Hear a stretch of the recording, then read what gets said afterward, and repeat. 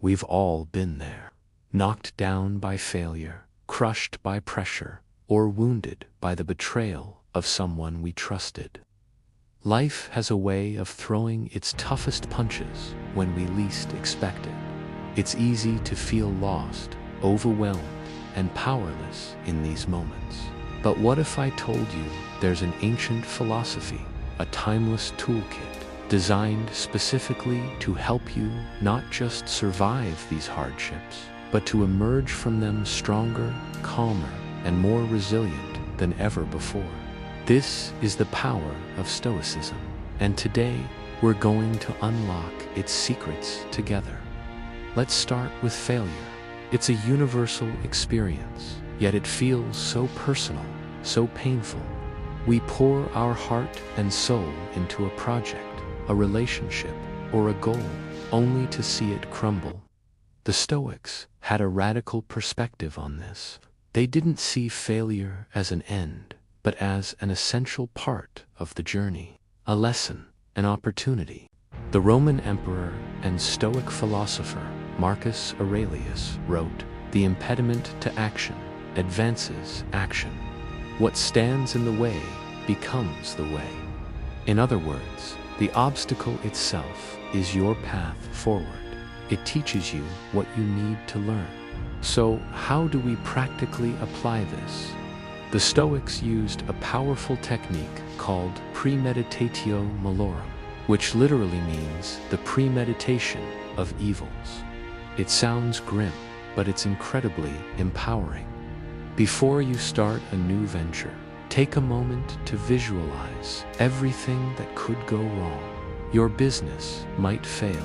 Your presentation could be a disaster. The person you ask out might say no. By mentally preparing for the worst-case scenario, you strip it of its power to shock and paralyze you. You're no longer blindsided by setbacks. Instead, you can meet them with a calm thought. I prepared for this. This practice also forces you to focus on what you can actually control. You can't control the economy, a technical glitch, or someone else's opinion, but you can control your effort, your preparation, your attitude, and how you choose to respond. Failure, then, isn't a verdict on your worth. It's simply data telling you what to adjust for your next attempt. Next, let's talk about pressure. That suffocating feeling when the stakes are high and all eyes are on you. Whether it's a crucial exam, a high-stakes negotiation, or a difficult family conversation, pressure can make our minds race and our hands tremble. The cornerstone of Stoic stress management. It's a simple yet profound idea, first articulated by the philosopher Epictetus. He said that some things in life are within our control, and some things are not. Our judgments, our efforts, our choices, our actions, these are up to us. External outcomes, the opinions of others, our reputation, the weather, these are not. The secret to staying calm under pressure is to relentlessly focus your energy only on what is within your control. Imagine you have a big job interview. You can't control whether the interviewer likes you, who else is applying, or whether you get the job. Worrying about those things is a waste of precious mental energy. What can you control? You can control how thoroughly you research the company. You can control how well you prepare your answers. You can control the effort you put into your appearance and your punctuality. You can control your mindset going in. By pouring all your focus into your preparation and your performance, the things you unknew detach from the outcome. You do your absolute best, and then you let the chips fall where they may. This isn't about not caring. It's about caring about the right things.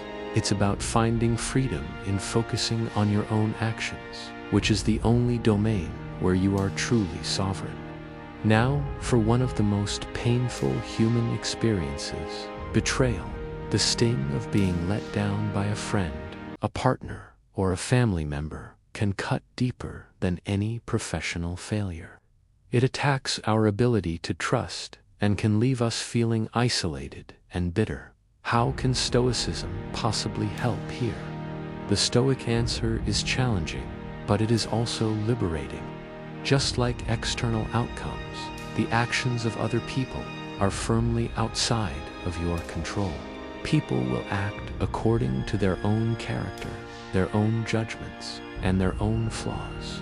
You cannot force someone to be loyal, honest, or kind. Marcus Aurelius gave himself this advice every morning. Today I shall be meeting with interference, ingratitude, insolence, disloyalty, ill will, and selfishness. He wasn't being pessimistic, he was being realistic. He understood that these behaviors are a part of the human condition. By accepting this, he protected his inner peace. When someone betrays you, the Stoic approach is not to suppress the pain, but to reframe it. The primary harm is not what they did to you, but your judgment about what they did. You have a choice. You can choose to be consumed by anger and a desire for revenge, allowing their actions to continue hurting you long after the event. Or you can choose to see their action as a reflection of their character, not a measure of your worth.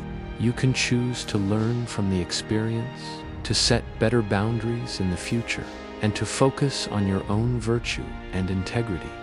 Their betrayal is their failing, not yours. Your response is your test of character. So, how do we start weaving these powerful principles into the fabric of our daily lives? It's not about becoming an emotionless robot. It's about becoming a thoughtful architect of your inner world. Here are a few practical steps. First, start a journal. Each evening, write down a challenge you faced during the day. Then, analyze it through a Stoic lens. What was in your control? What was not? How did you react? How could you have reacted more virtuously? This simple practice builds self-awareness like a muscle. Second, practice negative visualization for just 5 minutes each morning. Think about your day ahead and consider what might go wrong. A traffic jam, a difficult colleague, a spilled coffee. Mentally rehearse a calm, rational response. This trains your mind not to be hijacked by minor annoyances. Third, consciously practice the dichotomy of control. When you feel anxious or angry, pause and ask yourself, is the cause of this feeling within my control or outside of it?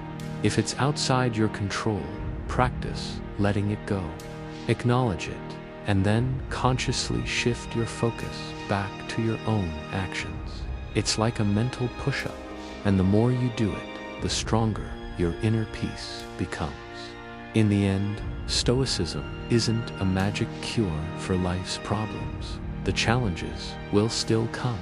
Failure, pressure, and betrayal will still happen. But what changes is you. You become a fortress, unbreachable from the outside. You develop a calm, resilient core that cannot be shaken by external chaos. You find peace not by changing the world, but by mastering your inner response to it. You learn that true strength isn't about avoiding hardship, but about facing it with courage, wisdom, and grace. As the great Stoic philosopher Seneca said, "It is not because things are difficult that we do not dare. It is because we do not dare that they are difficult." So I encourage you to dare. Dare to face your challenges with these new tools. Dare to build your inner citadel. The path to resilience, strength, and inner peace is waiting for you. Thanks for watching. If this video resonated with you, consider subscribing for more insights on how to live a stronger, more meaningful life. See you in the next one.